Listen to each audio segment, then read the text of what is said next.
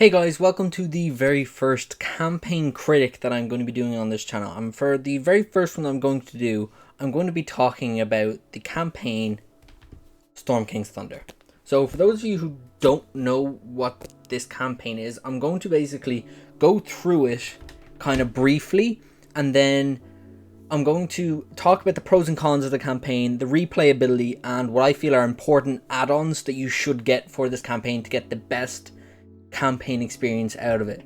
So for those of you who don't want any spoilers for Storm King's Thunder, I would say turn off now, because this is going to be very spoiler heavy. I'm not going to go into the extreme detail of some of the spoilers, but I'm definitely going to be talking about stuff that is spoiler worthy. So Storm King's Thunder is a campaign designed to take your players from level 1 to 10 with the possibility of reaching level 14, maybe 15.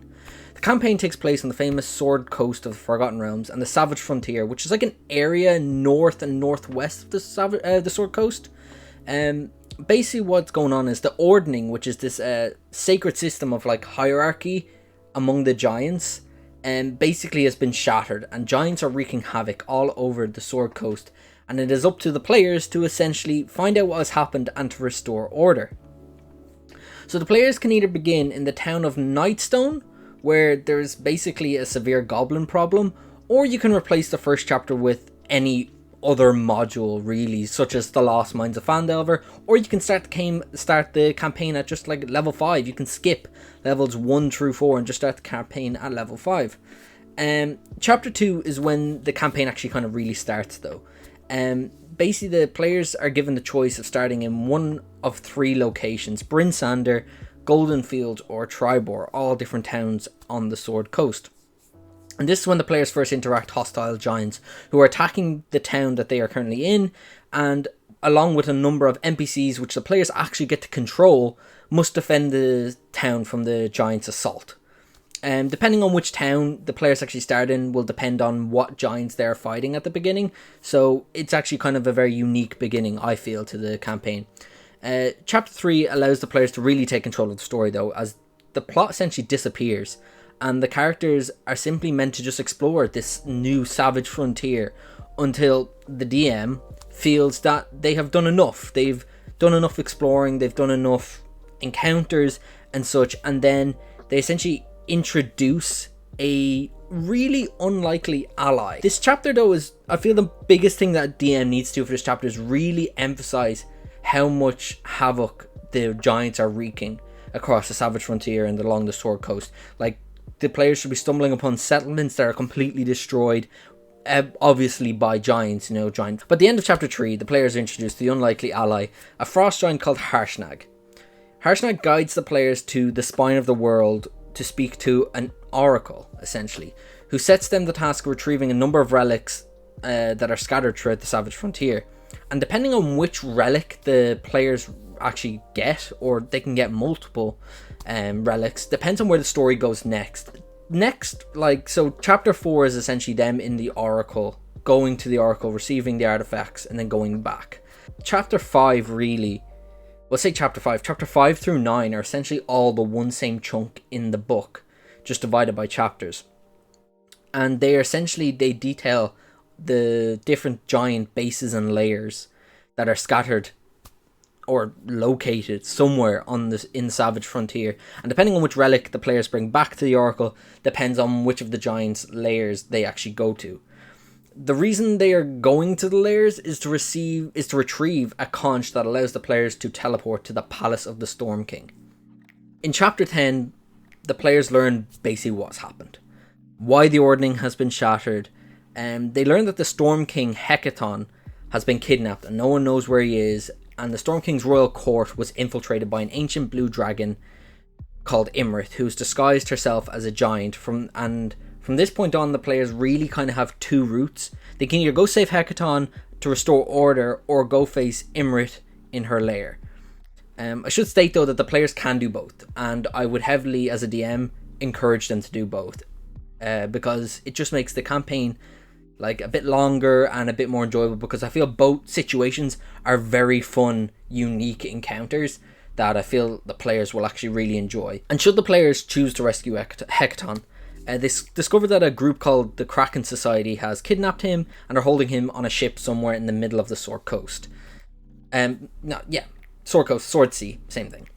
When the players find him, a huge fight breaks out, and basically they're trying to save Hecaton while he kind of comes to, because he's basically unconscious this entire time. And during this fight, a Kraken actually shows up and joins in on the fight. So it's actually one of the more epic encounters that I feel I've played in any of these pre-written campaign modules released by Wizards of the Coast. So should they save Hecaton, they go back to his palace, and he's obviously very grateful for saving him. The fight with Imerith, though, is by no means easy. The players can convince Storm Giants to help them fight the Ancient Blue Dragon, and to be honest, they really need that help. The fight is so unbelievably deadly that if the players were to go alone, it's like I would honestly say 99 times out of 100, it's a TPK, unless the DM fudges something or makes it easier on the fly, because it is just a beyond deadly encounter. Once they've defeated Imerith and saved Hecaton, the ordering is essentially reinstated and the order of the Giants is restored. The Giants essentially stop kind of wreaking havoc across the Sword Coast and the Savage Frontier, and the Sword Coast is safe for now. So that was like a really brief breakdown of the campaign. I really skimmed through a lot of stuff. So the pros of the campaign are really, I kind of dumbed it down to 3. And one I'm calling this pro is called like the best of both worlds, because not only is the campaign a little bit railroady, but it's also open world. So you've got these two major like story narratives, like ideas that the players really get to take part in. So obviously chapter 3 is extremely open world when they can just explore the Savage Frontier. Whereas then you've got kind of like the more railroady parts, like when they're in the King Hecaton's palace and when they're going to save him and fight Imerith, and the beginning when they're in the town. They're all a little bit railroady, but they're still, the players' choices matter. You know, the players can do stuff and there can be repercussions depending on what they do and don't do. You know, if they don't go say Hecaton, the ordning's never restored. So Giants are now wreaking havoc permanently across the Sword Coast, and that's just something that can happen. So that's a huge pro for me. Another big pro for me is the amount of choice in this campaign. Obviously, the campaign begins with 3 choices: Bryn Sander, Goldenfield, or Tribor. Straight away, you're open to these 3 choices. Then you have the infinite choice that is the open world aspect of the Savage Frontier. Players can do whatever they want at that point. And then you got even more choice with which Giant's lair do the players actually want to go to.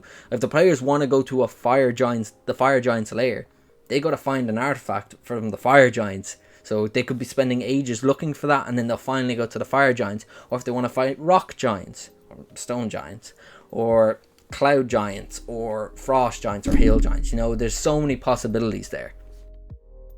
And the last big thing I found with like a major pro in this was the uniqueness of the Giants' lairs. Each one is a completely different design. Each one is so unique in its own way that you could honestly pick them up from this campaign and put them into some other one and they'll fit, because you don't necessarily have to keep them in this campaign, if that makes sense. Like, they can be dungeon crawls in other campaigns or in your own homebrew world. They're all extremely unique, and honestly, I really, really enjoyed them. DMing them was just so fun because the players, you don't know what they're going to get up to, and the fact that each Giants kind of operate differently, you know, different attacks, different strategies, and the terrain is different. It's just, they're really, really fun. So moving on from here would be what I feel are the cons of the campaign. And the first one is chapter 1, which is called A Great Upheaval. It's set in the town of Nightstone. I personally found this to be very lackluster. It's merely nothing more than just kind of like a goblin problem that the players have to spend 5 levels dealing with, essentially. And I personally feel it's honestly the biggest downside to this campaign. It's honestly the hugest, because I feel the campaign starts out so poor that players might not want to go on from here. So my biggest suggestion would be to make chapter 1 even better, and if you want to start level 1, it's just play the Lost Mines of Phandelver. It is the starter kit, or yeah, the starter kit for D&D 5e, and it essentially is an amazing story that really get the players involved in the town of Phandalin. And one of the best things is the book itself details how to tie in the Lost Mines of Phandelver. So if you're doing the Lost Mines of Phandelver, the book tells you how to tie it in to the main story of Storm King's Thunder, which essentially is they go to Triboar because it's just down the road from Phandalin. The next biggest con I had with the campaign itself is that a lot of it can go to waste. If your players don't explore the Savage Frontier a whole lot, there's a shit ton of information that just won't come up. If the players only go to one Giant Slayer, that's 4 other Giant Layers just not being used, and that's between chapter 3 and then the Giant Slayers, those chapters, that's a lot of the book not being used. So a lot can really go to waste, and that was just a bit frustrating. That, you know, you buy this campaign expecting to play through all of it, but you might only play through, honestly, half of it. Because you might not use chapter 1, you won't use 2 of the other towns to begin with, and your players might not explore the Savage Frontier, and then they might only do 1 Giant Slayer, and because of that, there's a lot going to waste. And it would have been good to see that maybe they were, I wouldn't say forced to go to more locations, but if your players feel like a sense of urgency, they might not. So it really comes across to how you DM it. You know, you might have it that they have to go to 2 Giant Layers. That way you're getting the most out of it, a little bit more. But yeah, a lot of this can go to waste. And my last con that I could really think of that I had a problem with this was the Kraken Society. This organization, introduced at essentially the very end of the campaign, is never mentioned before, never explored, nothing. They honestly just seem to show up as some sort of excuse for Hecaton being gone, essentially. I personally was a bit annoyed by that, but I have a solution to it that I'll get to later in the video. This section now is kind of going to focus on the replayability of the campaign, and there was essentially 3 major sections that give you so much replayability in this campaign. So levels 1 to 5 can be whatever you want. You don't have to do Nightstone. You don't have to do Lost Mines of Phandelver. You could do level 1 to 5. That could be your own homebrew campaign. You could have levels 1 to 5 be Waterdeep Dragon Heist if you wanted to. So because that's essentially an infinite choice, the replayability for the beginning of this campaign is endless. The next part is chapter 2, Bryn Sander, Triboar and Goldenfield. They're 3 separate towns. You can play whichever one you want, essentially. And so the fact that you can get at least 3 playthroughs of this campaign with a different beginning is, I think, something amazing. And it'd be good to see stuff like that in more of these official modules. And then lastly is chapters 5 through 9, the Giant Slayers. If you only do one of the Giant Layers in your campaign, your run through of Storm King's Thunder, if you ever decide to play it again, you could really push the players not to do that one again and make them do another Giant Slayer. There are 5 Giant Slayers, so that's 5 different playthroughs essentially. But like I said, most players I think would like to do more than one, and I'd highly recommend doing more than one, because for each one you do, the players level up, and the higher level they are, the fight at the end might make it a little bit more easy essentially. The last section I have for this video is what I'm kind of calling add-ons. So things that I think you should actually get for this campaign to improve it. And I really do emphasize that I found personally in my run through, they made this campaign not only easier to play, but way better story wise, especially the second one that I will get onto in a moment. So the first one that I really believe is important is this, which is the Storm King's Thunder DM screen. The information on the DM screen is beyond helpful, especially the big map in the middle. So the big map in the middle details the Sword Coast and the Savage Frontier and all the locations that are found on it. They're all there written down, and beneath each name is the page number of where the location is in the campaign module. So if your players go to some random town. I'll pick one off the screen really quickly. If your players decide to go out to, let's say, Loudwater, it's on page 97. Boom.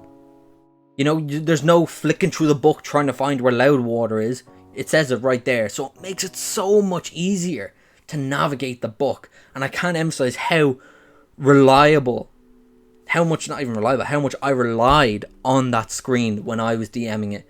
Because I would have done a very bad job if I didn't have this screen. So as much as I've done other campaigns with other screens and they might not be useful, I can't recommend this one more if you're playing, especially in person with the module. The second one is, I feel, really important for the story, and that is a module that was on the DMs. It's on the DMs Guild, and it's called a Kraken's Gamble. And essentially what this does is it adds I think it takes like maybe a session or two mini adventure into Storm King's Thunder that will take place during the players exploring the Savage Frontier. So it's not like it's chucked into the middle of the main plot after the Savage Frontier. It's in this area where it's in the part of the book where the players are just exploring whatever they want. And essentially what it does is it adds all the context and background for the Kraken Society, which I feel my players got such a good payoff with it. They spent a couple of sessions investigating the Kraken Society, interacting with them, and just watching and learning what the society was, partaking in some of the gambling, hence why it's called the Kraken's Gamble. And so they kind of made some enemies in doing so that they thought, hey, never going to show up again. And then boom, at the end of the campaign, who's behind it all? The freaking Kraken Society. And now there's this huge payoff of like, oh my god, these guys we interacted with early in the campaign have been helping the main villain this entire time. And the payoff was just so good. I really loved seeing how my players reacted to it. So guys, that's the end of this video. I really hope you enjoyed it, and if you do, please do consider giving the video a like and subscribing as well for much more D&D content. If you're interested in purchasing any of the products referenced in this video, the Storm King's Thunder campaign, the DM screen, or Kraken's Gamble, there'll be links to each product down below in the description. And guys, please do in the comment section below state if you feel I missed anything on the campaign, something that's really good, a pro or a con that I missed, or something that you feel the campaign needs, an additional add-on. I really hope you enjoyed the video, guys, and I hope you have even better D&D games, and I'll catch you next time.